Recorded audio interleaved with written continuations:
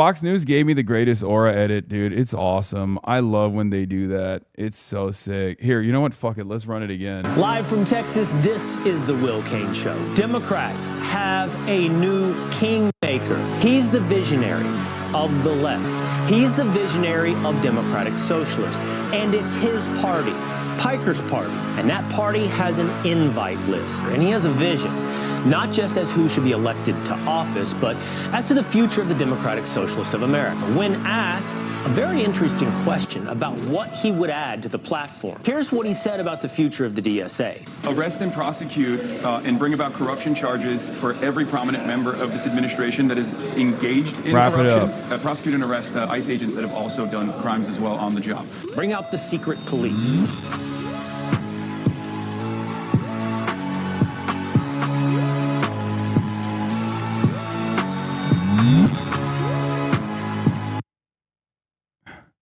I love that they're just, I'm serious. I love that they just openly are like, well, he wants to arrest people who are being corrupt in the Trump administration. That's really fucked up. Like, this is the beauty of having a good platform. And I need you guys to understand this. Like, this is exactly what I mean. When you have a good platform, when you have moral convictions, and when you stand by your moral convictions in an uncompromising manner, Republicans have to position themselves as antagonistic to what you are saying. And they end up coming across like fucking idiots. Okay? I want law and order, bitch. I want law and order. Okay? What kind of country are we living in if all of our corrupt elites can steal from us every damn day with no punishments, with no penalties? I don't want to live in a country like that. We're going to make those changes. We're going to make sure that we live in a country that believes in law and order. Okay? It's that simple, folks. In any case, so yesterday, we'll start off here. Yesterday, I got ambush journalismed by Channel 4. We're going to start our story and our journey with that moment. This is right after the Abdul al-Sayed press scrum. Okay? Shots fired by Representative Haley Stevens, who just called out Abdul al-Sayed for campaigning with the Hassan Piker. I do think some of this stuff makes people uncomfortable. Frankly, it makes me uncomfortable. Okay. I mean, what can I say to that, man? I just like, I like that their closing message is literally, no, this is, I'm going to be honest with you. This is exactly what happened with Zohran Mamdani. Okay. This is exactly what happened with Zohran Mamdani. They're trying to tank it for the general. And if they can't tank Abdul for the general, they're just trying to take out, like, you know, a surrogate, like a media person, right? This is the AIPAC dive bomb, as I like to call it. Where, if you guys recall, when Andrew Cuomo first tested this out and it failed spectacularly for him, I had two different mindsets on this, where my initial assessment was, why? Why me? I'm a random dude. Nobody knows who I am, you fucking idiot. The people who know me are already voting for Zohran, and the people that don't know me don't care that you're bringing me up as like a prescient point, and the people that know me and don't like me are never voting for Zohran anyway. So what's really interesting about this is that was a failure. And then it was tried again in this exact race, as a matter of fact. It was tried by Mallory McMorrow. And when she did it, her campaign fell apart. This was a turning point for this race. It was a sleepy, although still a very nationally significant race, it was a sleepy race initially, until the national media came down hard on the race after everybody consolidated around the fuck Hasan and fuck Abdul campaign. The media started making these attack ads. All of a sudden, it turned into a whole ordeal. And in the aftermath of that, Abdul went from third place to first place pretty much overnight. Diana DeGette attempted to do this every single race that we have been a part of. They've tried to do it over and over again. But what was really interesting, I want to go back to the Abdul, not the Abdul story necessarily, but the Zohran story. When they did that initially, I was wondering, like, is this the byproduct of a super online campaign? Or are they just attacking me because they know they're going to lose? So we might as well take out, like, a valuable media guy. A valuable media guy in the process. Like, a valuable for the left, right? I genuinely think at this point, I don't know if it's an act of desperation, it's a final act of desperation, or if it's just what AIPAC is paying for. AIPAC's like, look, you couldn't fucking take him out. We're going to go to Mike Rogers and the general, but you might as well do us a favor on the way out and just hit this Hasan guy, this Hasan piece of shit, you know? Room service is here. Okay, hold on. 1 second.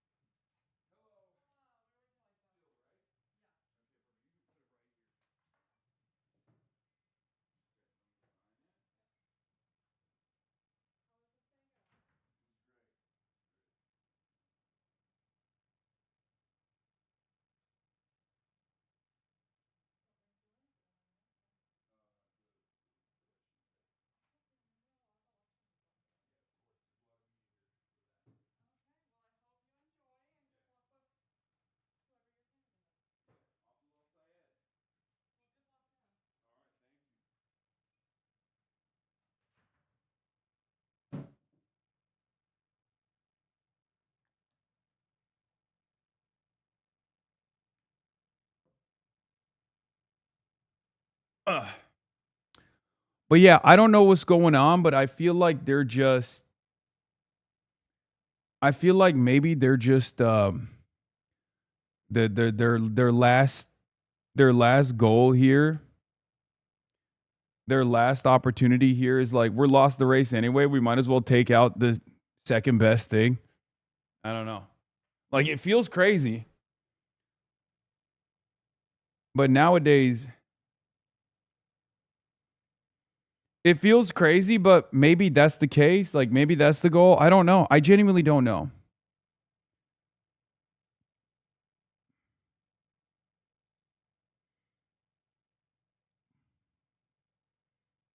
Because, like, why would you do this? Why would you do this when it's been a failure every time?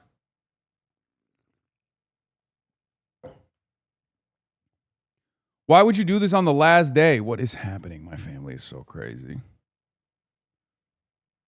Stop calling me. Oh my God, what is happening?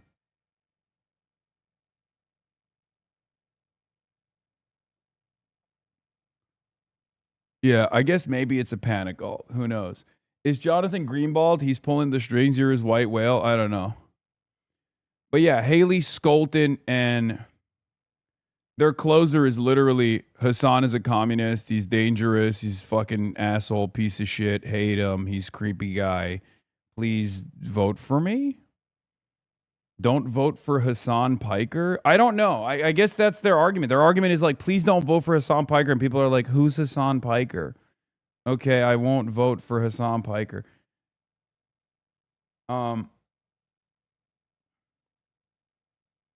know?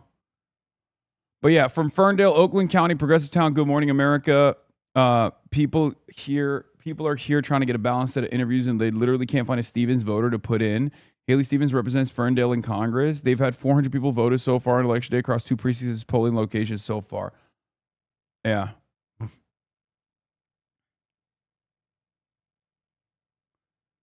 I just don't. I mean, look at this. Look at the. At a Haley Stevens event in Traverse City, when the former Senator Debbie Stabenow was tasked with the role of attack dog, she described Twitch streamer and outside supporter Hasan Piker as probably the biggest anti-Semite in the media. The jab barely registered with the attendees.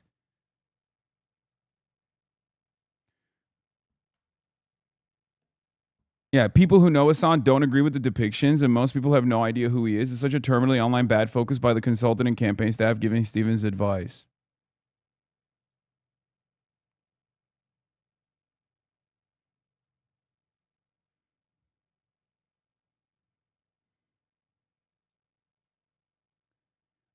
It's actually so strange. Is the entire consultant staff, are they all like are they all weirdo Twitter heads that came from like the Lib and Learn podcast or something? Like, because these aren't necessarily big communities, right? These aren't necessarily like large audiences, but I guess like the only people that watch them, like all 35, work for every campaign so far. Is that what it is? Because this kind of shit is so insanely out of touch. I don't understand it. I'm giving free ball at this point. You're only helping me when you do this. You're only helping me, you fucking idiots. Why are you burning social and political capital attacking a fucking Twitch streamer? You don't understand. In this day and age, when a person in a position of power lowers themselves to the realm of Twitch streamers, the average person doesn't respond positively to that. It would be the equivalent of like yelling about clavicular. What's Abdul El Sayed's take on clavicular? Is he pro looks maxing? Is he against? You're talking to 75-year-olds. What the fuck is wrong with you? And it's crazy because it's like you're also, not only are you lying about me, but you're lying about me in a way that also doesn't really translate well to an audience. Unless you are not even in all synagogues, right? But like a very ultra Zionist synagogue, you're not going to get the whole like Hasan is an anti-Semite. He's the biggest anti-Semite thing to actually bang. At least in my experience, most people don't know who the fuck I am. And the people that know who the fuck I am are either like Fox News watchers or people who get like freaked out from articles that they read at the Jewish Telegraphic Agency, Jewish Insider, and like they word of mouth that they hear from people about the dangers of growing anti-Israel sentiment directed by this guy. But there aren't that many people at your demographic, at your age group that you're trying to target that know who the fuck I am. And the ones that know who the fuck I am that don't like me are already voting for you. They're already voting for you because they are getting it from Hasbara papers. Like, they're not getting this information from anything else. So I just don't understand why, like, we went from the mayoral race to now numerous congressional district races where I became like a big fucking flashpoint. And now officially we're at motherfucking Senate. We're at the Senate race. And let's be real, in 2028, like, I'll just say it, it's going to be a fucking issue in 2028 in the presidential. I'm just getting you guys ready for it already.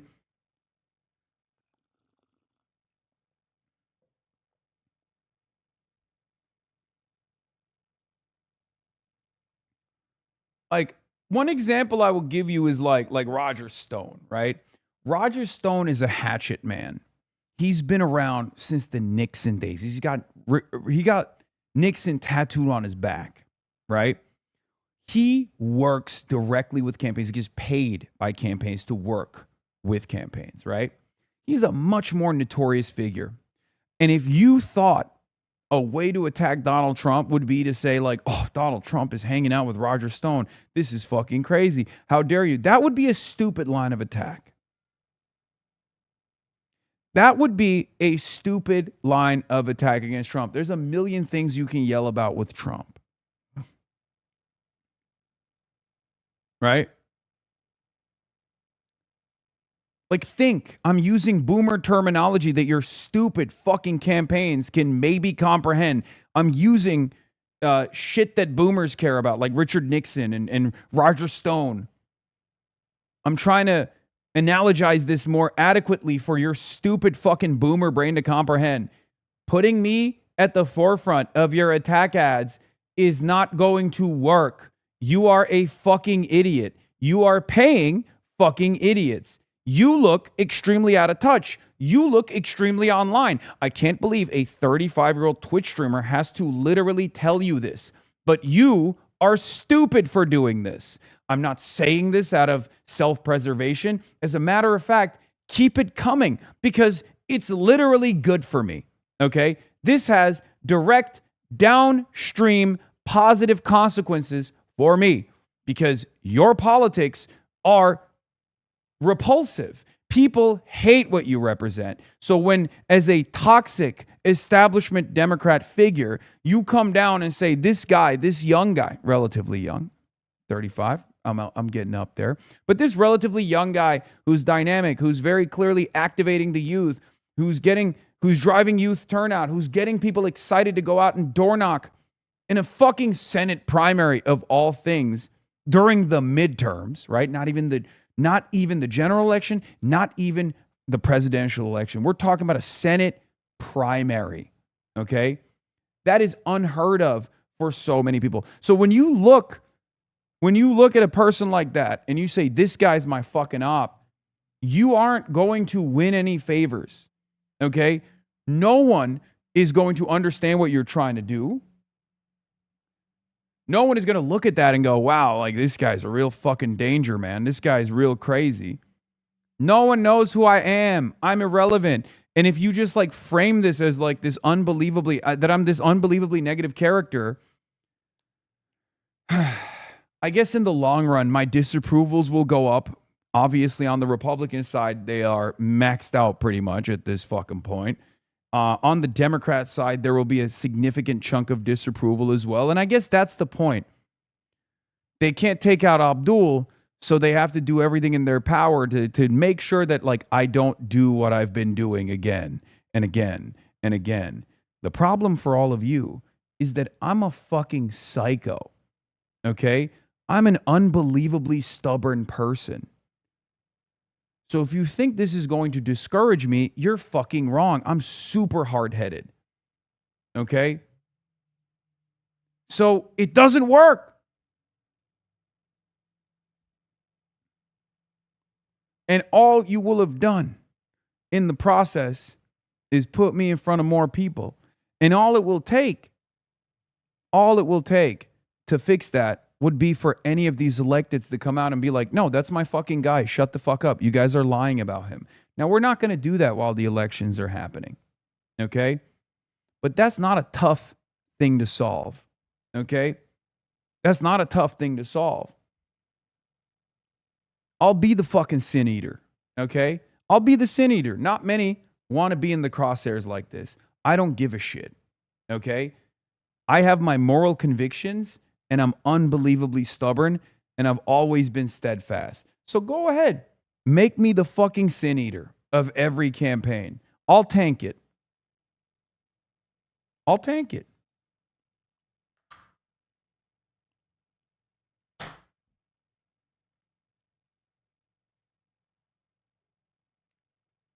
What a stupid way.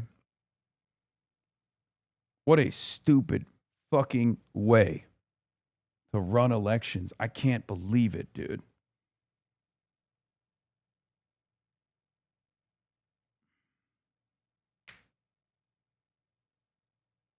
I have some progressive Bernie crap family members who are really triggered by your suit and stuff, but they still support the campaigns you support. All these negative coverage is probably having an effect on your personal brand, but somehow not the campaigns. Maybe they think you are a necessary evil. Wait, that's all over the place. So the Bernie crats don't like me now because I wear a suit? What the fuck are you talking about? What? They're Bernie crats, and now they don't like me anymore because of the suit?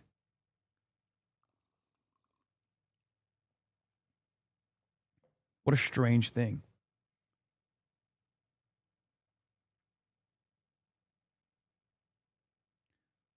I mean, look, all I'll say is this. If you're a Bernie crat, if you're an actual progressive, if you like any of these candidacies, AOC, Zohran Mamdani, Bernie Sanders, Ilhan Omar, Rashida Tlaib, Abdul Al-Sayed, Cory Bush, Chris Rabb, but you still turn around and you're like, but fuck that Hasan guy, you're a fucking idiot, okay? You've been duped. It's fine.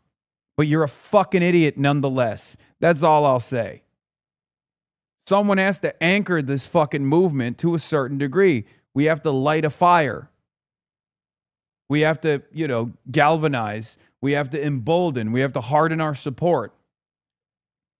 Someone has to do the agitative propaganda. And that person who sticks their fucking head out, that person is always going to get punished. So it's up to you to look at that punishment and say, I know what this is. This is bullshit. I know what this guy fucking believes. Or it's up to you to say, no, I'm actually a dumb fucking sheep moron who saw all of the negative coverage and got duped by it. Okay, well, next time you'll get duped for another candidate too. Anyway.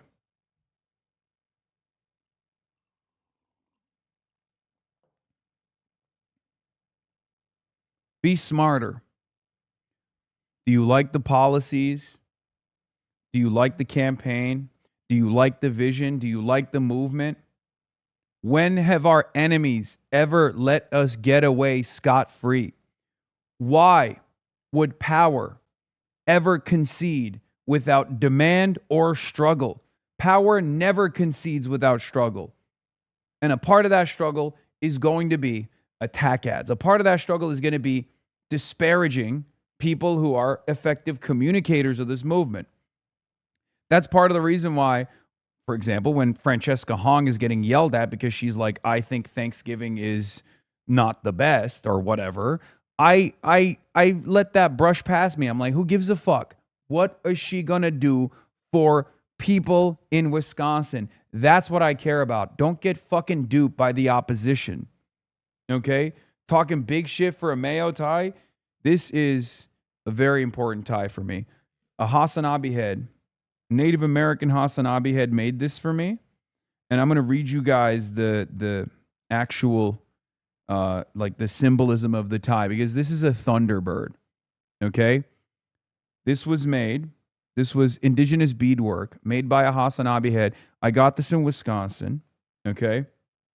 And I want to read to you guys the symbolism of it, because this is a thunderbird. Thunderbirds are supposed to be protective, and it's in Palestine colors, obviously, because of the dual struggle and the similarities between Native Americans and also Palestinians, who obviously are currently experiencing genocide. And there were some more details I wanted to read, but let me see. And the feather is also very important. Hold on, let me pull this up real quick. One second. Nope, that's not the right one.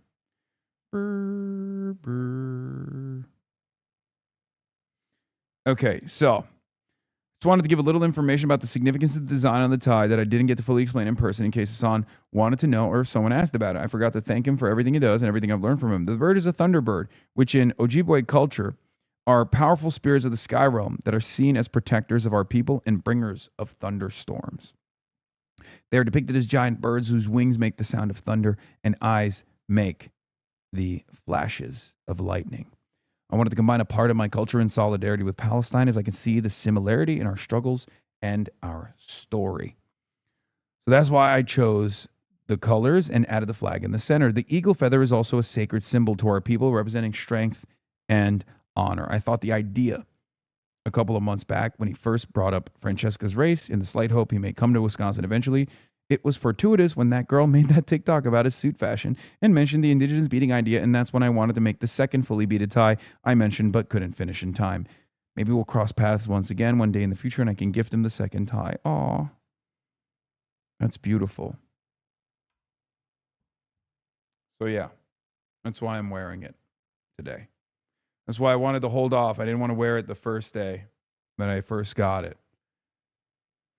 And it happens to work because I have the fucking Colonel Sanders suit. I don't want to generalize. I still don't understand them. Maybe it goes to show why we need a political org like DSA to do political education. I think people do not understand socialism, communism, the revolutionary leaders, etc. But I still understand you're on their side. I think this may be a bigger issue down the line. Okay.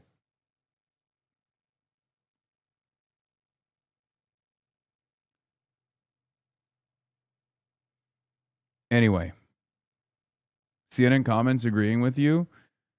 Oh, CNN posted it. Yeah, controversial streamer Hassan Piker. Numerous left-wing voices are calling for a disruption to the status quo. Why should we listen to a man who said America deserved 9/11? He gets all the privilege, blah, blah, blah. There is genuinely an alarming anti-Semitism rising. Oh, God.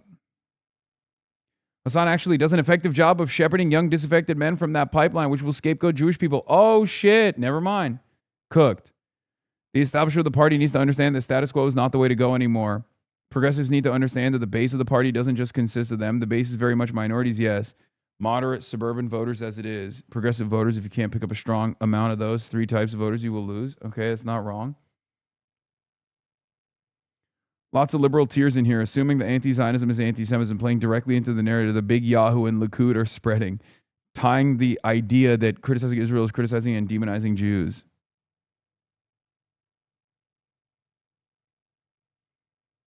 Haley Stevens' final message to her staff.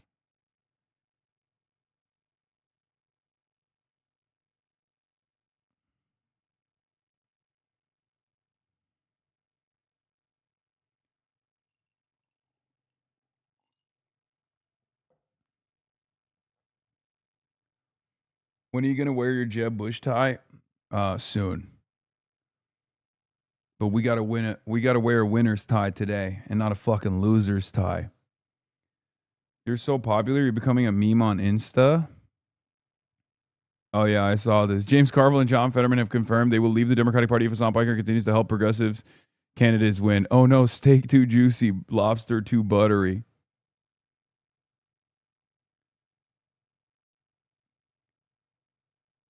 Anyway. So, this was crazy from yesterday. This crazy fan followed me to Michigan for the Abdul El-Sayed race.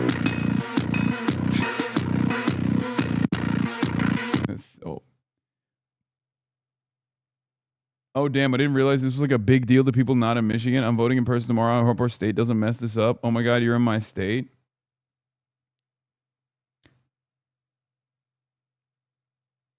Hot girls voted early. Why won't you wear the Jabussy? Because I don't want to. The Jabussy tie is a loser tie because he lost. And I don't want to wear the loser aura on me. I don't want to have that loser aura on me anywhere. Dude, I am a very. Okay. I'm a very logical person. But I don't know if you guys know this. I'm a very logical person, but I also have like a little bit of.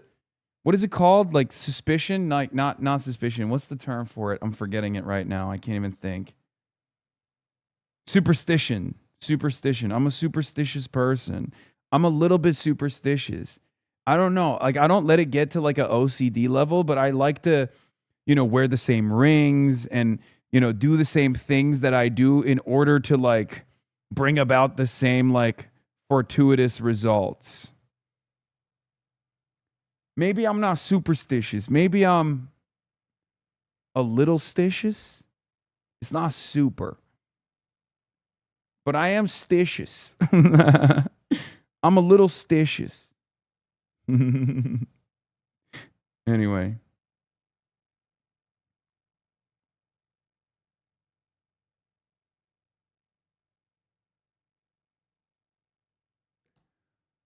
A little bit stitious.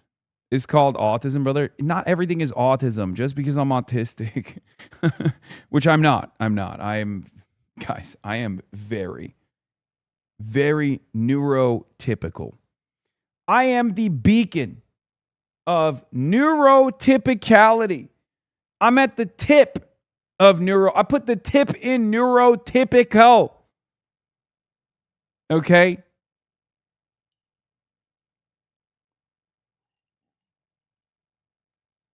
It's crazy. Oh. Crazy people are out here saying you're neuroatypical. It's wrong. Okay.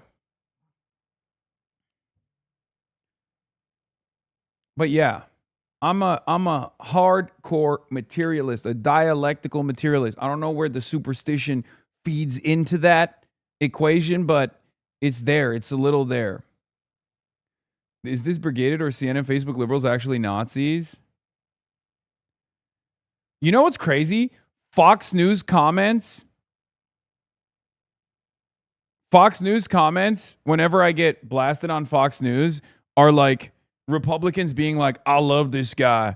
He's a commie, but he hates Israel like I do. I think I might vote for the Democrats. And then the Democratic Party boomer comments are like, we should kill this dude. Like...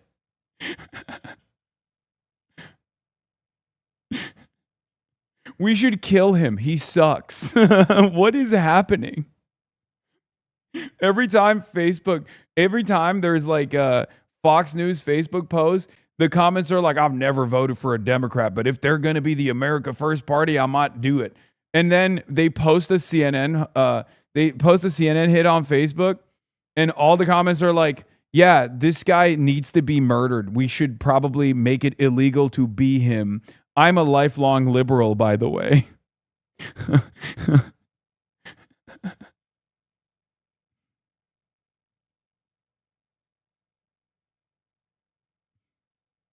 It's the Facebook algorithm. Lefties get pushed right-wing shit and right-wings get pushed left-wing shit. I don't know. Yeah.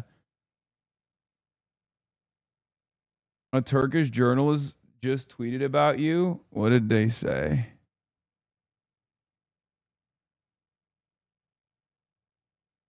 Dude, what the fuck? My ass looks... In this first frame, it looks like my ass is like it looks photoshopped. Is that what my ass looks like? America's most influential Turk of all time, Hassan Piker, is out in the field for socialist candidates. He's going door to door in Wisconsin for socialist gubernatorial candidate Hong. A fan recognizes him and says Hassan Brom and gives him tomatoes. Hassan Brom. That couldn't get translated appropriately. And gives him tomatoes from his garden. Hasanabi starts going to the market too. Hasanabi pazar gezmeye de başlar. Dude, what the fuck? I look like I got the Trump ass.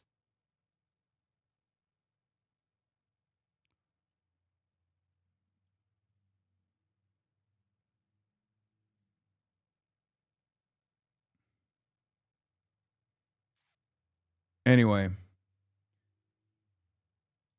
Uncle Jank says he would support Ro Khanna. Jank will be a power supporter for Ro Khanna in 2028.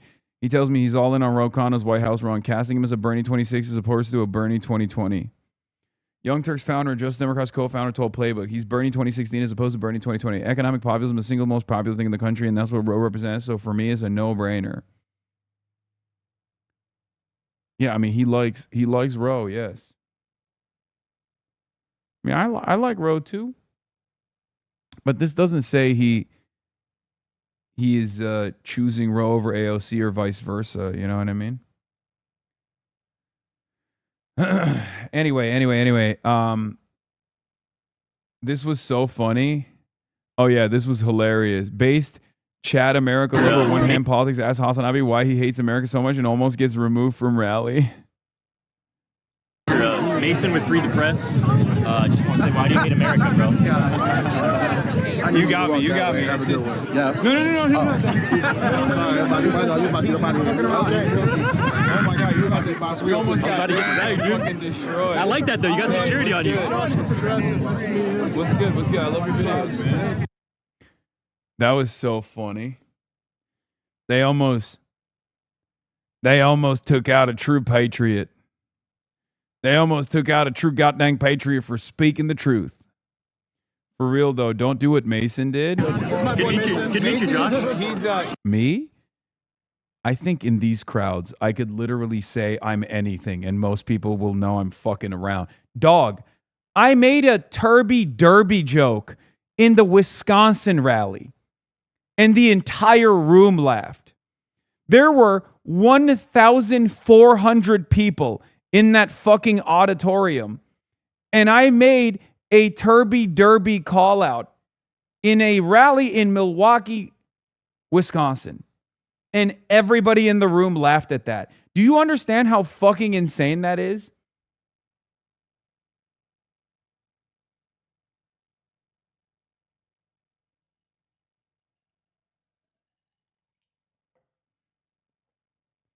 Not you, Hassan. They were talking to chat. Oh, yeah, don't do that. Yes, don't do that in the real world to me, chat. That might not work out well for you because I obviously know Mason.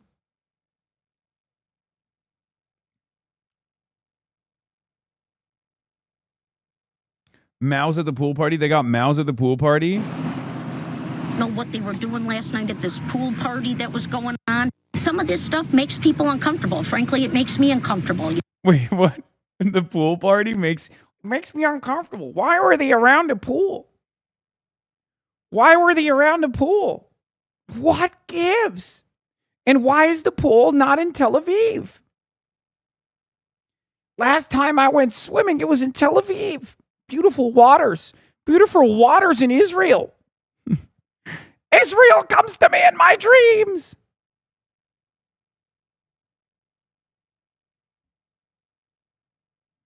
I love it. We don't need these demagogues or people citing allegiance to Mao coming into Michigan. Mao. People citing allegiance to Mao. Yeah, dude, by the way,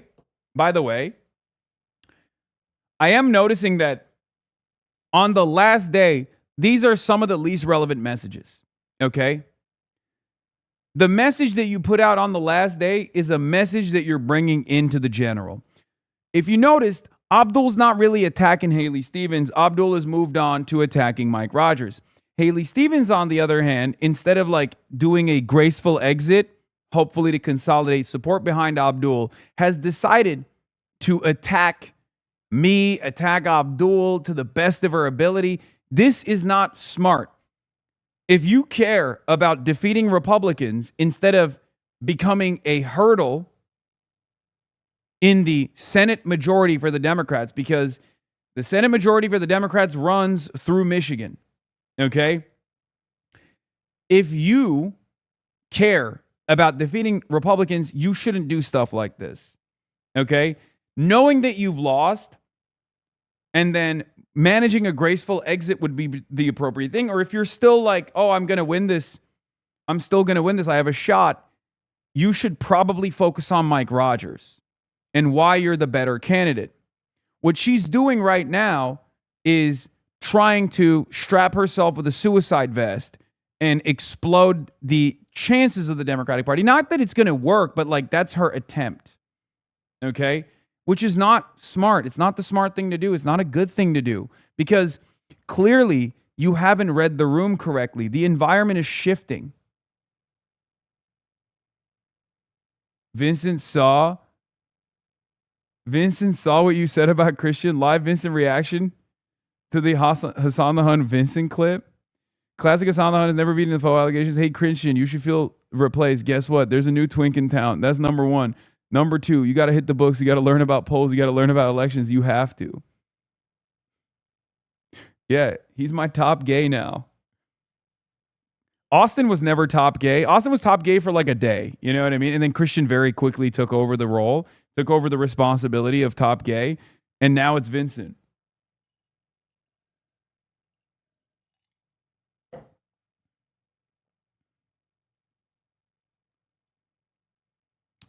Anyway.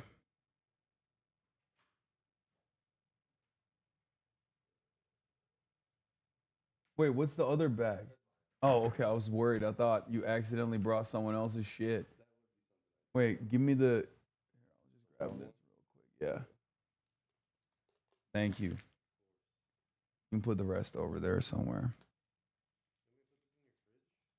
Sure. Sure. Put both of them. Why not? Austin is third place gay? Not even, dude. Yesterday, somebody called you and Vincent Clark Kent and Jimmy Olsen, and I can't unsee it.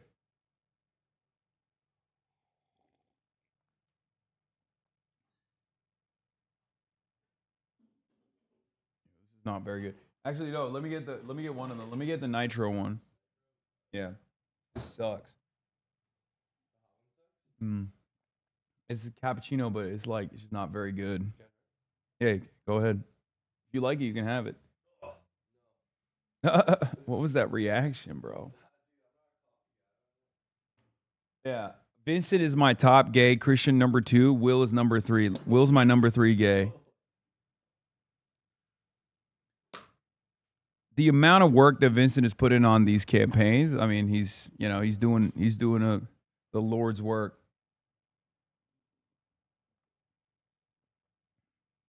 Yeah, it's not very good either. Whatever. But anyway, as I was saying, like, what gives? What gives, Haley? What gives? What gives? I do legitimately think, maybe I'm crazy.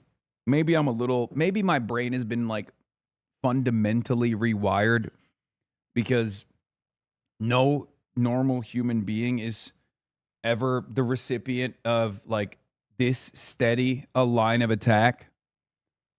But I am beginning to think that like these guys, when their campaigns are failing, either as an act of final, like last act of desperation, or because they got their fucking notes. Okay? Or they got their nose from AIPAC, or just trying to like they basically decide we can't get the top guy, we can't get Abdul, we can't get Zoran, so we might as well just fucking cut this media figure's life short. You know?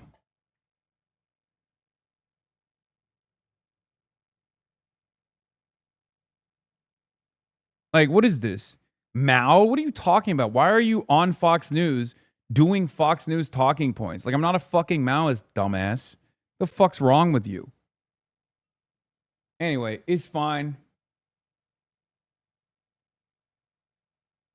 Sam Piker regularly argues that accusations of anti-Semitism against him are baseless. No one can point to specific examples. Well, here's the latest example. On a stream over the weekend, Sam Piker claimed that Israel was responsible for a recent migration crisis in Ceuta, Spain, spreading a conspiracy theory that has gone viral online in recent days. But then he went further and claimed that Israel was looking at the protocols of the Elder Zion to make the conspiracy theories come true. The protocols of fabricated anti-Semitic text that has fueled persecution of Jews over a century. Yeah, I'm saying that as a fucking joke, dumbass. I'm not saying that that's real. Okay? I'm saying that Israel leans into anti-Semitic conspiracy theories and like literally fucking makes people believe them. As in, the implication is that they're fucking fake and dangerous. Whatever. Who gives a fuck? Yeah, sure, dude. Yeah, I'm a firm and committed believer in this now. Fucking assholes. Show us the replies, please. No, they always shut off the replies.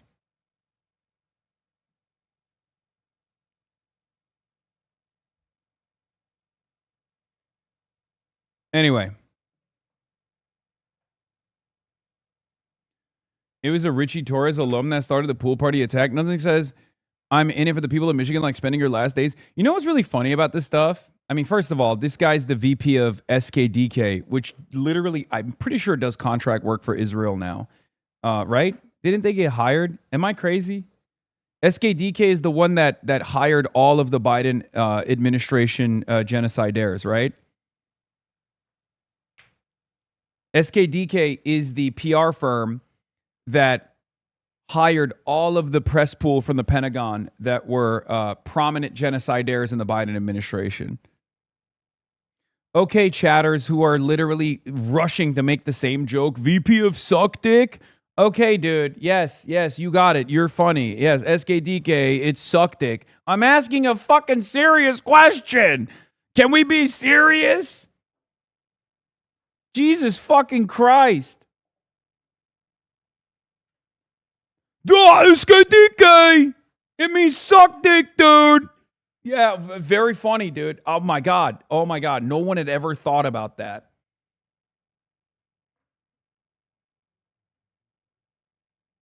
Oh, they were. Yeah, okay, I was right. Breaking: SKDK ends Israeli government contract via Politico. They did.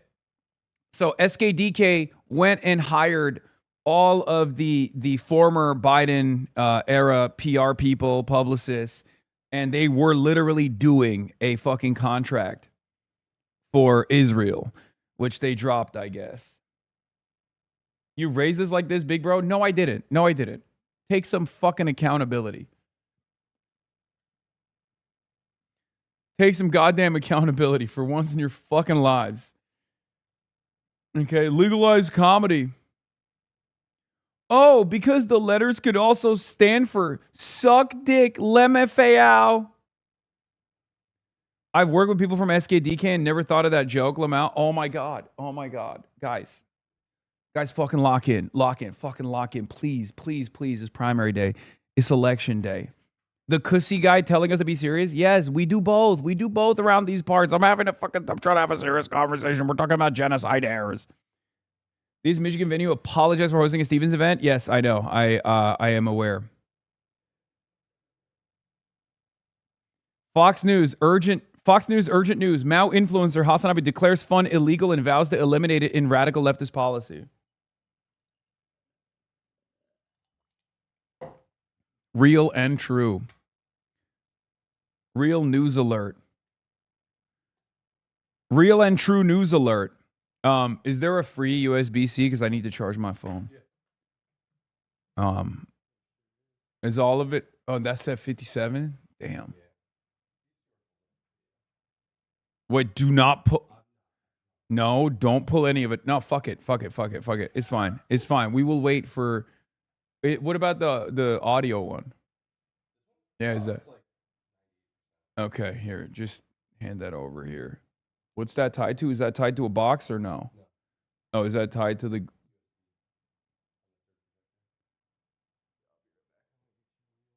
Okay, that's not going to work.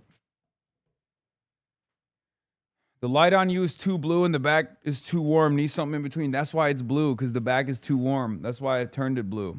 No. I got it, David. You don't touch it.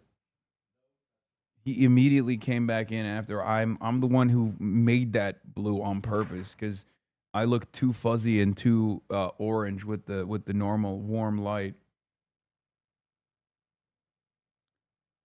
Haas cooking you today? What do you mean? Why? What is he doing? What is Haas doing? He's on Jubilee all the time. He's a Hasanabi head.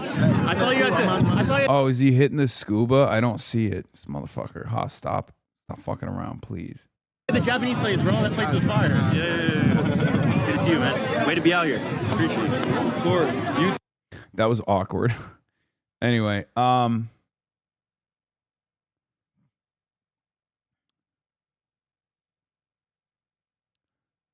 yeah, Dave Weigel has a couple different takes on this stuff. Karl Rove came out last night with another 9/11, like, fucking murder capitals, whatever the fuck he was saying. I don't know. It's Karl Rove, who is, actually responsible for the murder of hundreds of thousands, if not millions, ironically enough, going on Fox News and being like, who's really bad? Hasan Piker.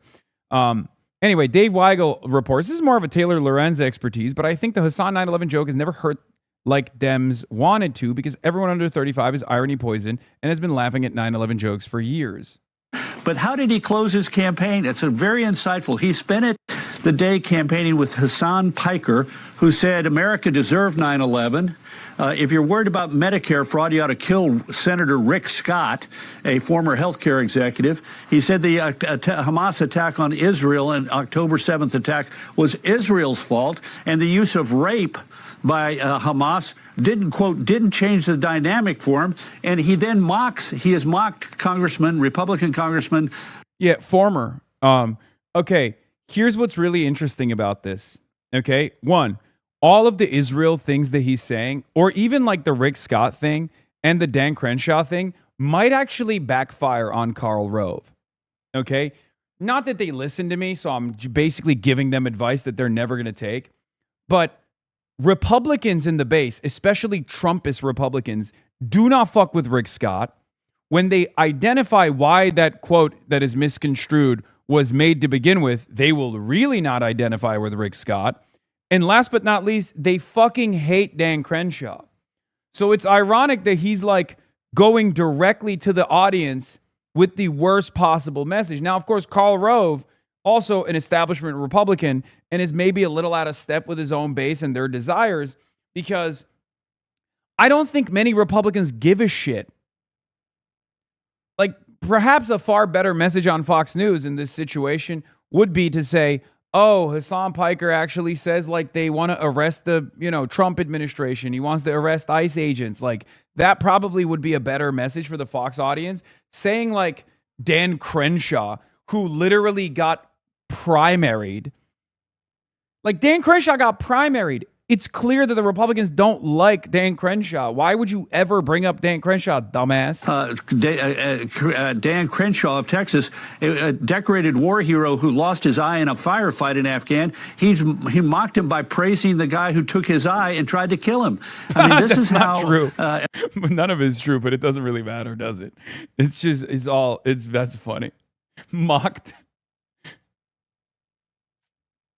Yeah. Here's the thing. Okay, here's the thing. If our fighters were establishment Democrats, if our fighters were centrist, moderate establishment Democrats, and they had nothing to offer, this kind of shit would tank their campaigns. Why? Because when they have nothing to offer, they have to always capitulate and concede to Republican framing. What's going on? Okay. They always have to concede. They always have to capitulate to Republican framing. And that's what they would do. They like this would be a Sister Soldier moment for like Bill Clinton or any other moderate Democrat, right? But for someone like Abdul or for someone like Francesca Hong, for all of these other people, they have real policies. So if they are offering something to the voters and they're talking about healthcare, they're talking about poverty in this country, and the Republican opposition's only line of attack is, oh, you're hanging out with a Twitch streamer who's like really fucked up, you're gonna look silly. You're gonna look stupid. Okay? You're gonna look silly, you're gonna look stupid, and you're not gonna be able to fucking effectively campaign. And that's it. That's the beauty of it all. Now, one might say, is this an acceptable risk? Right?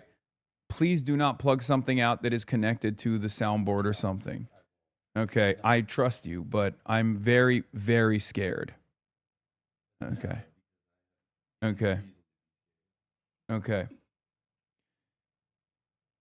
So, is it better if Abdul never, had a controversial stream? What? Well, okay. All right, that's fine. If Abdul was never linking up with a controversial streamer, well, in the primaries, it wouldn't be better, right? In the primaries, it wouldn't necessarily be better. Would it be better in the general for him? Probably, right? But, and there's a big but here. There's a big but here. My big but. We're at level 3 hype train, by the way, ladies and gentlemen. The People's Broadcasting Service, Piker Broadcasting Service, is sponsored by you, the people, for you, the people. If your only method, if you like the commentary, if you want to support the show, if you want to support independent media, the only way and the most effective way that you can do that is by subscribing. A voluntary subscription goes a long way for $6 or for free with a Twitch Prime. At level 20 hype train, post a new meat photo. That is probably not going to happen. But at level 10 hype train, we will carry the flame, as you guys already know. But in any case, this opens up a line of attack, but here is the positive. You can present me as a villain all day, every day, but at the end of the day, I'm not associated with the campaign. Okay? I'm a random Twitch streamer. So when you consistently turn around and say, oh, dude, this guy's a radical, this guy is bad, all you're doing is making me look bad to your fucking geriatric audience and maybe to the liberals who also are tuning into this frequency because they think it's an appropriate line of attack against left insurgent candidates, whatever, right? Every moment that you waste time attacking me is a moment that you're not attacking Abdul. So in that regard, it's actually somewhat good for Abdul because I'll be the punching bag. Okay? For the voters, it's very difficult. Like, even if I go and rally with Abdul, it still doesn't fucking matter. You know what I mean? It still doesn't matter. Even if I went out and rallied with Abdul and they're like, this guy who went on a rally is a Twitch streamer, most voters are going to be like, I don't care. What is the advocacy? What is the policies that he wants to advance?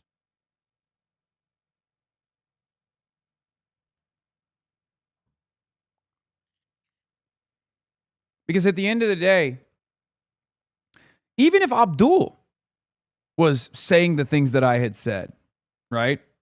Even if Abdul had said something that could be misconstrued, that could be weaponized against him, and I'm sure there will be stuff that they'll find from like his 2018 run when he was running for governor. He was a little bit more woke, a little bit more aggro back then.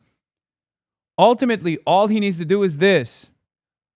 None of this matters. Donald Trump is currently president, and there is a real crisis of affordability. People are struggling to make ends meet. People are struggling to put food on their table. People are struggling to pay for their groceries. People are struggling to pay for their electricity bill that keeps increasing over and over again. That's it. That's it. Like, even if it wasn't me, because right now I'm being used as a surrogate, right? I'm being used as a surrogate in the same way that I was used as a surrogate with Zoran, in the same way that I was used as a surrogate with Melat, with all these other campaigns where they attack me to attack the candidacies. Okay?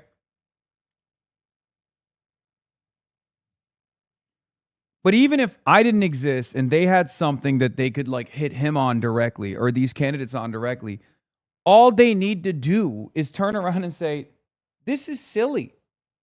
Who cares?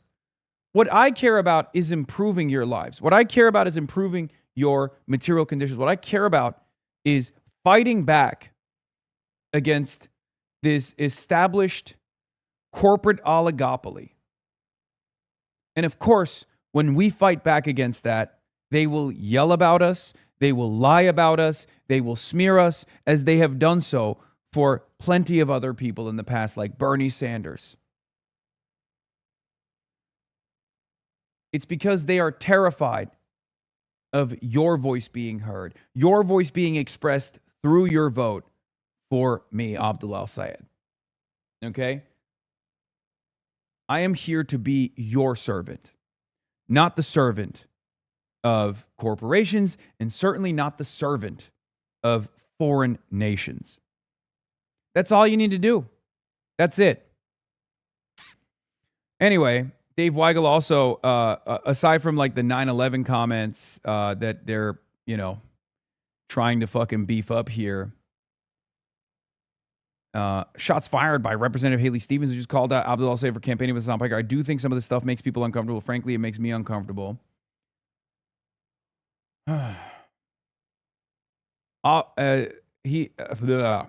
Any Democrat associated with AIPAC, a dwindling band, has a vanishing chance of becoming their party's 2028 nominee. Me on how Israel is splitting Dems. This is Edward Luce, associate editor of at the Financial Times. Okay. Dave Weigel says, embrace Hassan thought. It's true.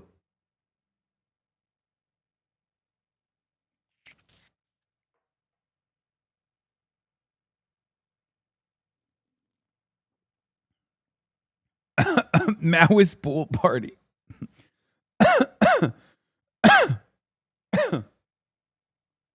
That's got to be a new username after what gives. Stick it to him. Yeah. If the America Deserve 9/11 guy campaigning with Zoran didn't work in New York City, that shit ain't going to work anywhere. Yeah, of course not.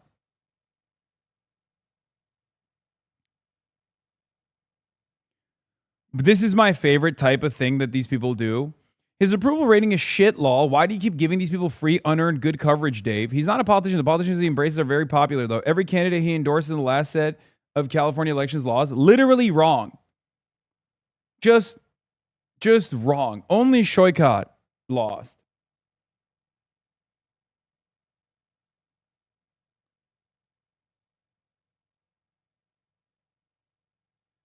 Yes, I know Elizabeth Warren attacked James Carville at my behest. It was kind of cool. I wasn't expecting that. But I guess the likes of Abdul Al-Sayed has brought all of us together. Oh, level 6 hype train, it ended at level 6. Oh wait. Oh shit, Michael Fusco art, you couldn't save it. I think you sent 100 gifted right as it ended, unfortunately. My mom's boyfriend was in the towers on that day, and he's a no kings lib who thinks you do good work. Yeah. No, there's so many people like that. Dog, we got a 9/11 first responder elected into Congress, and not only did that not stop people from saying I'm a terrorist, they call him a terrorist. Adam Hamawi. is a combat surgeon in the army. He saved the lives of countless people. He rushed into the fucking burning towers on 9/11, and they call him a terrorist. At some point, we got to realize, like, this 9/11 stuff is just only being weaponized as a way to make Muslims and Muslim candidates look bad. Like, it's a permission structure for Islamophobia. It's fucking ridiculous, dude. It's so ridiculous. It's so racist. The pic that they showed Haley that made Haley uncomfortable. Okay, stop.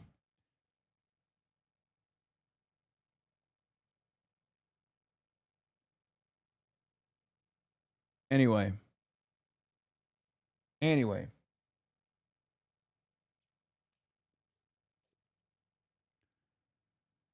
What is this? Lol at this photo of Barry Weiss in Sun Valley with Sheryl Sandberg, who's toting a copy of John Fetterman's book, Lean In Gals. Oh, that's awesome. Unfettered. Why the fuck does she have a lab coat on?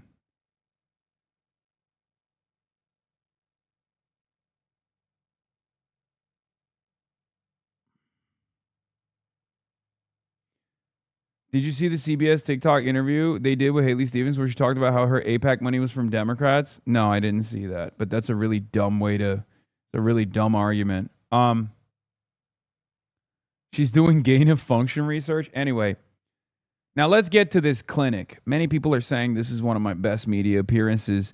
So this happened right after Channel 4 saw that I was at the Abdul rally, and immediately they locked in because they're like, this guy is you know, he got banned from the UK. This is a great opportunity to get a fucking quick interview. I kept saying no, and they just kept bothering me. So I was like, all right, fuck it. Why not? Can we just ask you about the Home Office revoking your visa? We're from Channel 4 News in England. Yeah, it's a sad state of affairs that the Labour government did such an undemocratic thing. But I guess that's the state of the world now. That's the state of liberal democracy now. I didn't have a problem going into the country under Tory leadership, which, you know, clearly I'm at bigger odds with. They've said that your presence in the UK wouldn't be conducive to the public good. Do you think that could harm Abdul al-Sayed's campaign being associated with you? No, I don't think so. Will it put off some voters? No, I don't think so. That's such a funny question. Why the fuck would... Dude, hello, I'm a voter from Kalamazoo. I am going to go out and vote for my favorite senator. Let's see. Will it be for Abdul al-Sayed or will it be for Haley Stevens? Hold on. Let me look through the list of possible surrogates for each campaign and then figure out if one of them has been banned from the UK. Like, what kind of insane line of questioning is this? To which I responded with, no. Why would that be top of mind? American voters are like, do I vote for the Israel Comes to Me in My Dreams candidate or do I vote for the Medicare for All candidate? Wait, hold on. I was going to vote for the Medicare for All candidate over the Israel Comes to Me in My Dreams candidate. But after I found out that the Medicare for All candidate actually campaigned with a guy who got banned from the United Kingdom, I really got to reconsider my positions.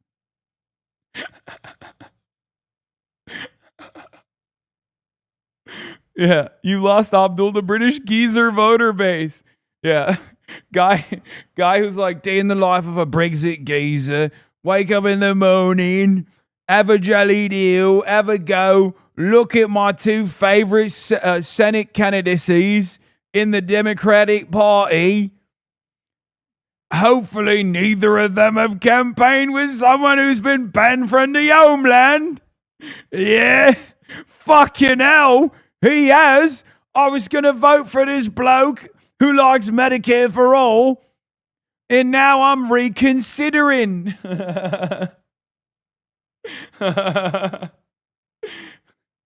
I think so. The overwhelming majority of the Western world, I think, recognizes that what Israel is doing is a genocide.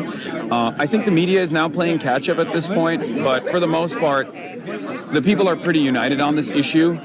No matter how hard governments move in the direction of repression, you can't really hide from the truth, and you can't really hide from the shame either. So, it's a setback, it's a hurdle, it's a real shame as well, especially considering that, I personally thought the UK was a bastion of liberal democracy, that these values like freedom of expression were values that especially the Labour government would be committed to. Hopefully there will be some attitude shifts happening with Burnham. The government says it is committed to those values, but it says that your presence, you threaten those values. You're not conducive to the public good because of some of your rhetoric. Yeah, of course the government is going to say that. They're not going to be like, yeah, we hate free speech now, but were they really committed to it with the pensioners that they arrested for the Palestine action protests that were taking place? I don't think so. I think that was a significant mode of repression from a government that recognizes that they are out of step with the needs of their voters, with the needs of the masses that recognize that Israel is committing a genocide, and the masses that demand a change from their government. That is the fundamental of liberal democracy, something that I believe in, something that I'm fighting for here in the United States of America, as the Trump administration is putting democracy in the crosshairs. And it is a real shame. By the way, that was deliberate. I brought it back to Trump because everybody in the UK hates Trump, except for some of the sweatiest fucking losers, with the exception of Nigel Farage. Everybody in the UK hates Trump, right? So I'm saying the Labour government is behaving like Trump. That's on purpose. Okay? I hit that line to be like, look, I'm fighting against Trump out here. I'm fighting against Trump's anti-liberal, illiberal attitudes, and you're over there repeating it. It's completely unacceptable. See that exact same mechanism of repression get repeated in a country like the United Kingdom. It's something the country will deny, obviously, the United Kingdom's government. Of course it's going to deny it. Will you apply to go again now that Andy Burnham is in charge? I said that didn't get picked up that well in the mic, but I was like, of course they're going to deny it. They're not going to say they're fascist. They're not going to be like, yeah, we're doing it for fascism, yeah? Fucking hell. We having baked beans? Yes, of course. And there's, we're in works. There were a bunch of different conferences that I was supposed to take part in that I had to take part in digitally. Now, in the age of the internet, it is also additionally silly to try to restrict movement in this regard.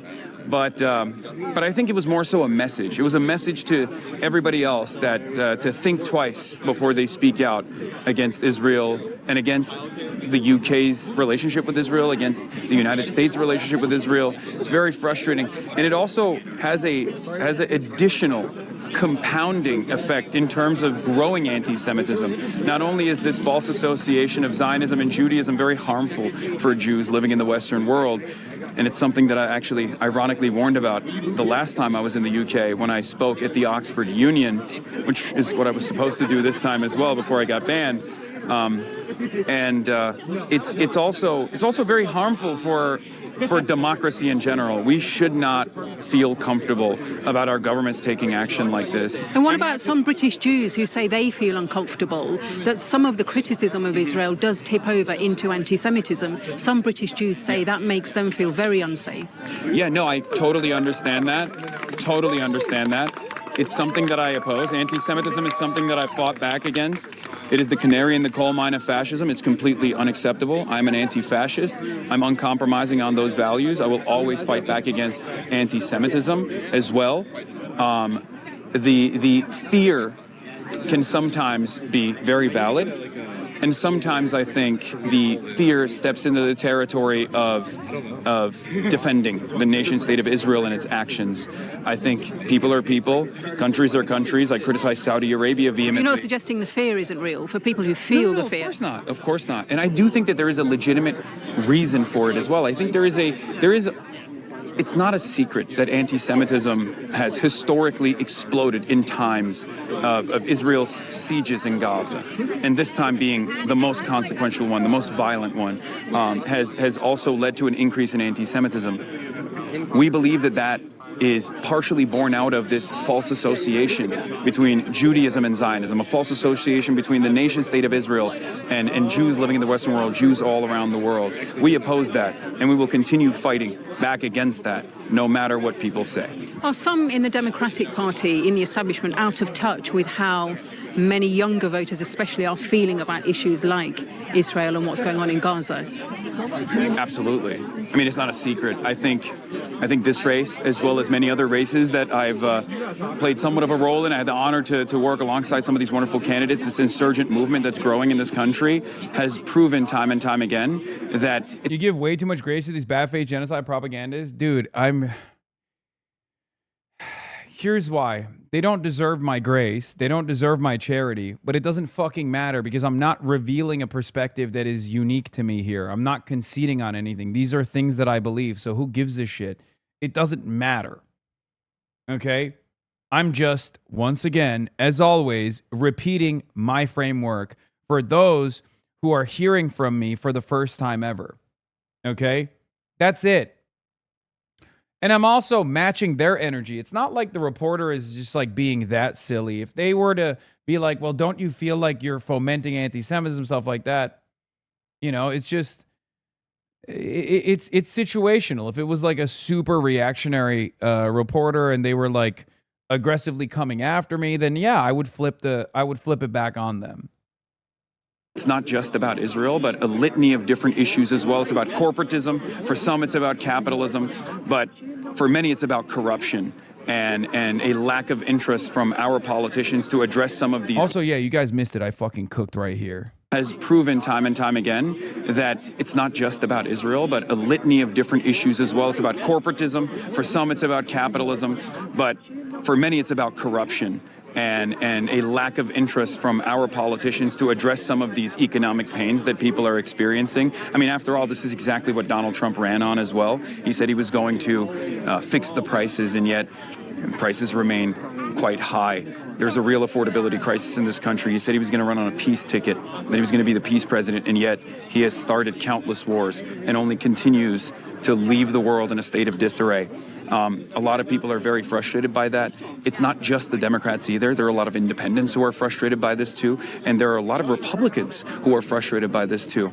And I think it's fine for DC to be bubbled in and to be completely out of step with the needs of the masses, at least for the time being, because this is a real opportunity for campaigns such as this one, such as Abdul's, such as Maylak Kiros, Chris Rabb, many people who are here right now, Donovan McKinney, who's running tomorrow as well in the primary, to really shine, to show that there is an alternative perspective out there, one that centers the needs of the working class rather than corporate interests, because for far too long that's been the only game in town. But we're coming.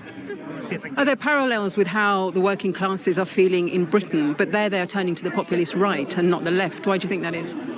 That is an exact parallel that I warned about when Keir Starmer won his race. That was my biggest warning to the British fans that I have, that if Keir Starmer does not overturn years and years of Tory-backed austerity measures, that the populist right was going to continue growing and become a force that the left, the institutional left, could not even fight back against. And I'm afraid that's exactly where we're at. However, at least with the Green Party, there is a little bit of excitement where the base can turn to a functional party that will represent their needs, that will represent a significant significant pushback against the growth of fascism in the UK, whether it be reform or even restore Britain. Including restore Britain and its unholy allegiance with the likes of Elon Musk. Thank you for that. Of course, no problem. That was a clinic, okay? That was like, I'll take it. That was like Zoran level, okay? That was Big Z level.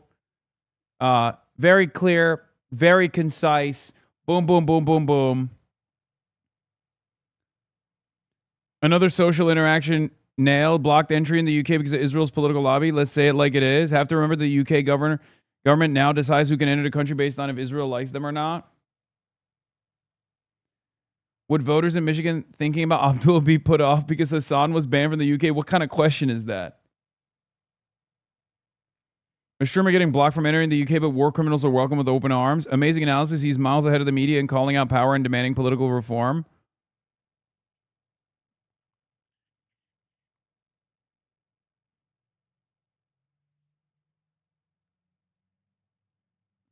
Israel and what's going on in Gaza is such a flagrant cowardice and misinformation that will happily push the dishonest anti-Semitic, but call what's happening in Gaza a situation. Oopsie doodle, just a little situation over there.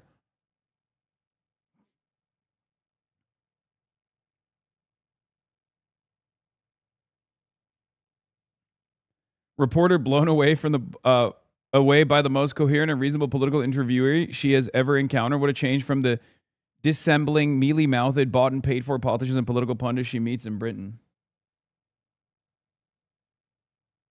You conceded a little too much on anti-Zionism makes Jews feel less scared, though. Dude. That's not the primary concern. The primary concern is the genocide. It's very clear that I'm not saying that like that makes it appropriate to stop arguing against genocide. Are you fucking stupid? My argument there is it's understandable that there's a reasonable amount of fear that British Jews have. Sometimes that fear is reasonable, and in other times it actually sidestepped the conversation into stopping criticism of Israel. That's what I said. Are you fucking stupid? Do you have shit in your ear? What is this? You were interviewed by the Rolling Stone? Where is... Who's afraid? Oh, shit. I'm on the cover of this month's Rolling Stone. I did get interviewed by the Rolling Stone. What a way to find out. Zohran Mamdani, the Rolling Stone interview, creator special, the 25 most influential, Who's Afraid of Hasan Piker, at home with America's most controversial streamer. Damn. What a way to fucking find out that I'm, this is the, yeah, you can't see here. Zohran Mamdani, and then creator special, 25 most influential, Who's Afraid of Hasan Piker, at home with America's most controversial streamer.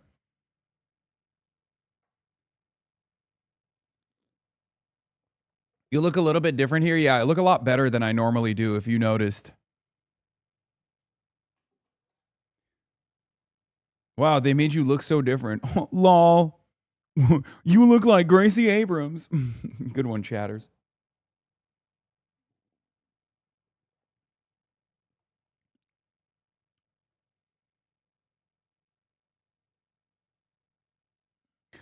Also, huge points for actually elaborating that this capitulation to Israel's demands actually reinforces anti-Semitic rhetorics and agitation by cynical and bigoted people. Exactly. I need you guys to understand something. A lot of people fundamentally misunderstand my position because I do talk about like Jewish exceptionalism, right? I do talk about it, and a lot of people to my left flank in the anti-Zionist movement will oftentimes be like, why are you even bringing up anti-Semitism at all? Who cares? Like, even if their argument sometimes is literally, who cares? Even if people are anti-Semitic, genocide is still worse. And I understand that argument. But the reason why I bring up anti-Semitism is not because I'm like paying the piper so that people don't yell at me or whatever the fuck you think is going on. I bring it up because I do care about it. Okay? I care about it. I don't give a fuck if you don't. I do. Okay? That's it. That's it. When it comes down to opposing all forms of bigotry, including anti-Semitism, I will always do it. When it comes down to combating the cynical weaponization of anti-Semitism in an effort to silence anti-genocide voices, I will call it out. Okay? That's it. That's it. So I don't give a shit about your position on this. This is my position. Perhaps you have a different one. It's fine. You have your own platform. You can keep chirping from your own platform. It's not like I'm allowing criticisms of anti-Semitism to get in the way of anti-Israel commentary. I'm never doing that. Okay?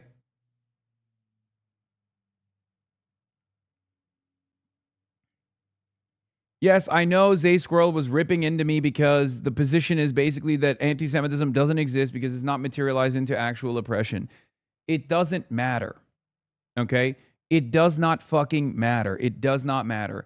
there is still an element of historical repression that does not exist for anti-white bigotry. That's the reason why I can always fucking joke around about, cracker or whatever the fuck.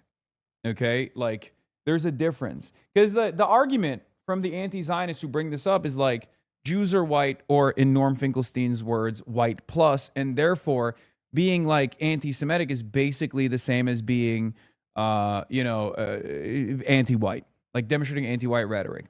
There's a level of truth as far as like systematic oppression goes, right? Because yes, Jews are not victim to systemic forms of discrimination by virtue of being Jewish, but that doesn't mean that there hasn't been historic discrimination.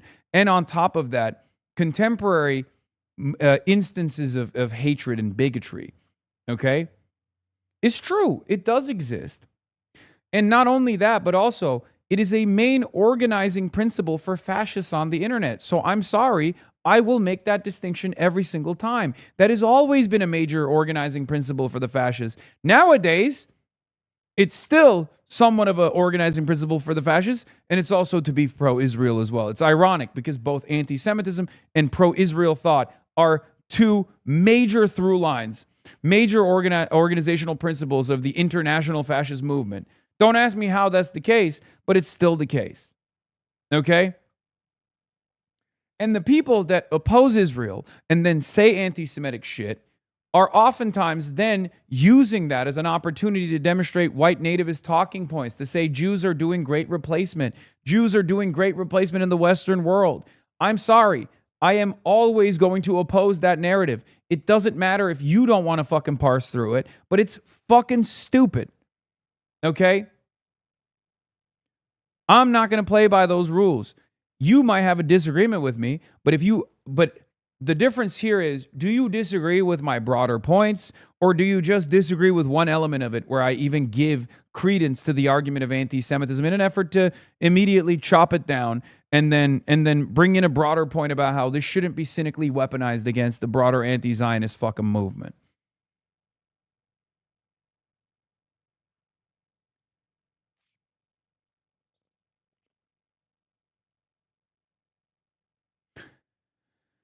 So, I do not care what people who oppose me to my left flank have to say about my commentary. If they are comfortable with a different school of thought or a different way of doing it, then, let them do it.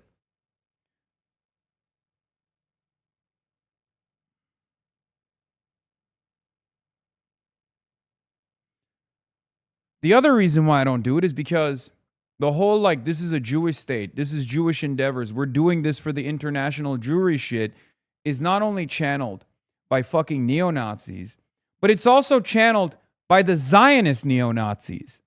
Okay? It's always a handshake between Nick Fuentes and Jonathan Greenblatt. It's a handshake between Nick Fuentes and the entire Israeli movement in this country. They also say this is for the Jews. Why are we fucking giving in to this idiotic framing when that's not the reality? That's it. And then it turns into, oh, Hasan is like pro-IDF. He's pro-IDF. He's pro-war crimes. Why? Because in a clip, I was talking about rehabilitation and redemption, that there was a former Israeli occupying forces member, former IDF soldier who was a Hasanabi head, who is now a committed anti-Zionist. If you do not believe that even someone who has participated in the IDF could become an anti-Zionist, I'm sorry, you're out of your fucking mind. Yes, they can. For me, my theory of change has always been this, okay? This is a foundational thing I believe in, okay? This is what I've always believed in. And if I didn't believe in this, I wouldn't be as successful as I am in terms of converting so many former reactionaries into loyal servants of the people, okay? Loyal soldiers of the cause. So you might operate on the perspective of vengeance. Unfortunately, there are plenty that feel that way, okay? Plenty of people feel that way. It sucks. I always urge you to reconsider. Those guys yelled at me for defending an IDF veteran when he was standing with us at the UCLA encampment, encouraging UAW to go on strike for divestment. Yeah, there's always people like this that just go, oh, it doesn't matter. Oh, you were in the IDF in the past, so fuck you. You're done. What do you want them to do? Like kill themselves? Do you think that would be more worthy? Or do you think that the fact that they are now advocating aggressively against Israel's genocide, advocating against Israel, advocating against Zionism is perhaps a far better way to make up for their past possible crimes?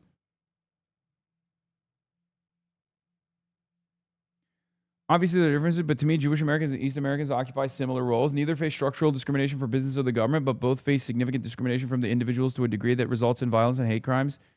You can't say that just for generic white Americans. Yes, there is obviously a difference, but it's also situational. It depends on where you are. Like Norm says, Jews are white plus because he fucking lived in New York his whole life. He lived in Brooklyn his whole life.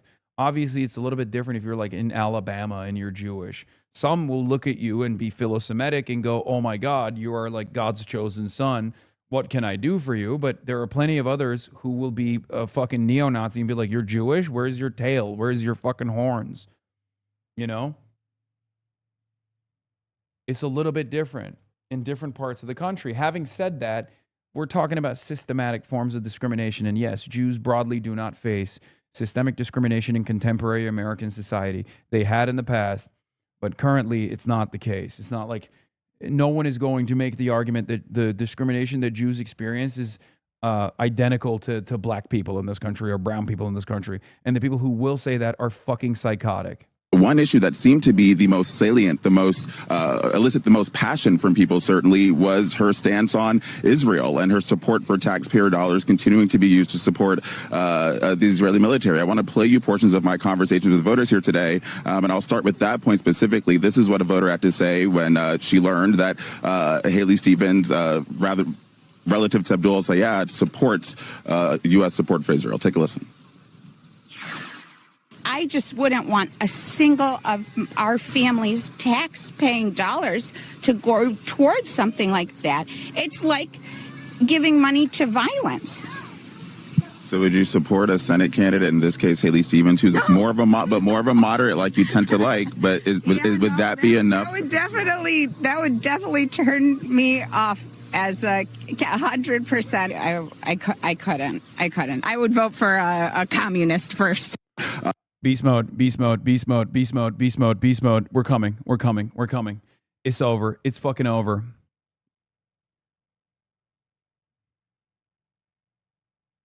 What about justice? What do you mean, what about justice? That is justice. If someone is a fucking former conscripted IDF soldier that was simply born in Israel and did serve in the IDF, and then literally became an anti-Zionist, a committed anti-Zionist, that's literally justice. That's literally justice. That is justice. What the fuck is the point of the justice system? God damn it, I hate having this conversation with Americans because you guys are fucking monsters half the time, okay? You are fucking monsters, bro.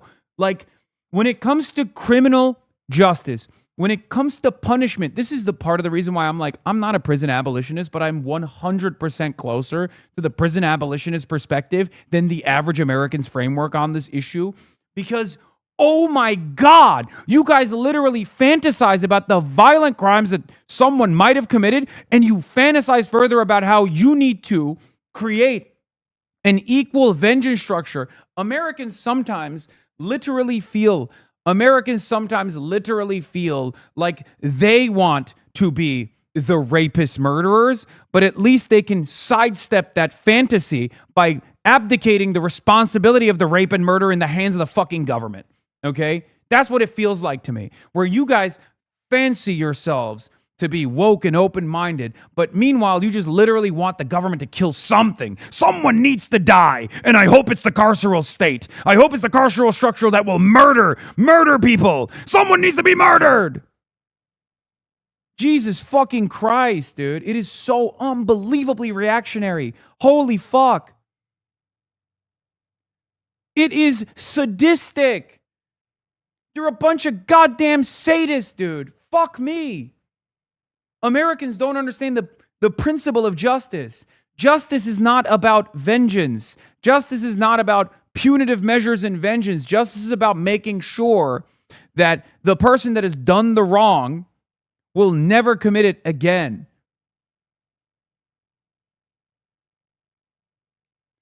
And then you guys turn around and make idiotic assessments like, oh, what about Benjamin Netanyahu? What if Benjamin Netanyahu became an anti-Zionist? Shut the fuck up. Shut the fuck up, dude. Stop using fucking ridiculous hypotheticals, dude. Yeah, what about it? What about it? Is it possible? No. So shut the fuck up. You just want a stupid fucking clip so you can post it and then continue with this idiotic narrative like, oh, look at how stupid Hasan is. Man, I'm not entertaining your dumbass fucking hypothetical. How about you suck my fucking nuts? Okay? Jesus Christ.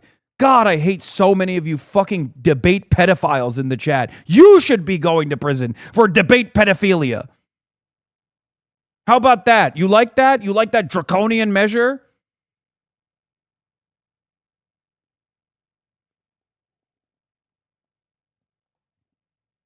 Can't entertain a goddamn unique thought in this stupid fucking community comprised of idiotic monsters who have never entertained a world where rehabilitation is possible. Nope.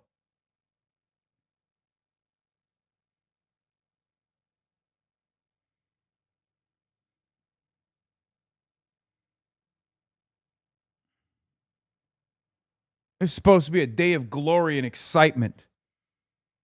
I can't even feel the fucking enthusiasm in this goddamn room because for the last 4 days, I haven't been, as responsive to the chat. So all of you fucking hyenas in here that are actively like vying for my attention have to come out with the most idiotic fucking takes, dude. The most, like, you literally logged on today. You're like, you know what? After a long day of sucking the man's dick, I am now locked in, tuned in at the Hasanabi broadcast. How can I get him to call me a name? How can I get him to pay attention to me? I am desperate for it. It's been 5 days. I feel like I'm literally in the desert. This is my oasis.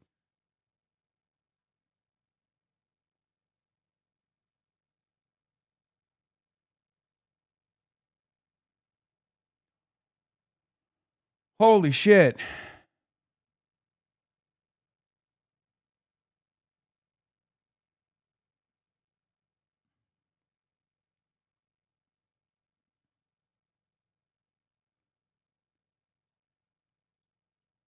This is what happens when we don't game? Yes, it's true.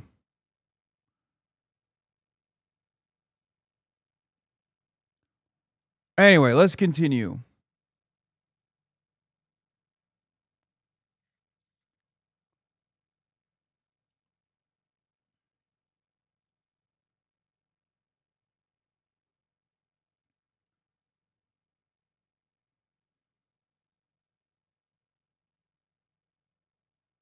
Okay.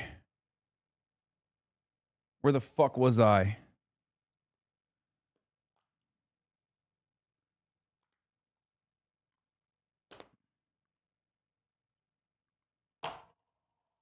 I cut off my family so it's just me and you now. Okay, good, good. That's a joke, by the way. Yeah, Hillary Skolton refused to back Abdullah al-Sayed.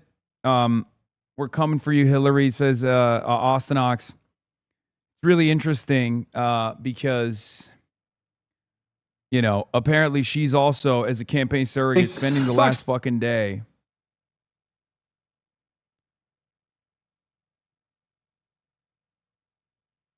Baiting honestly does work. Of course it works. Now that rant is going to get clipped out and Fox News is going to be like Hasan Piker calls American monsters. Okay? Not understanding that in the longer timeline, in the longer conversation outside of that clip, I'm saying like, look, I love this country, but sometimes we're so fucking vindictive. But it's fine. That guy got the clip. And if he hadn't gotten that clip, he would have fucking killed himself. He would have purchased the gun and put it in his goddamn mouth and pulled the fucking trigger. So hopefully I was able to stave off that urge for one day. He'll probably do it tomorrow, you know?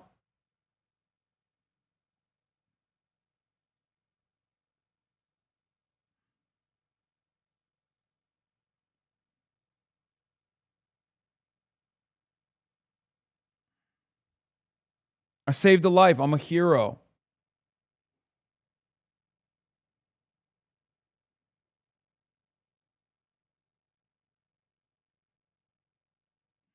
Anyway, there's another race going on in St. Louis. This time,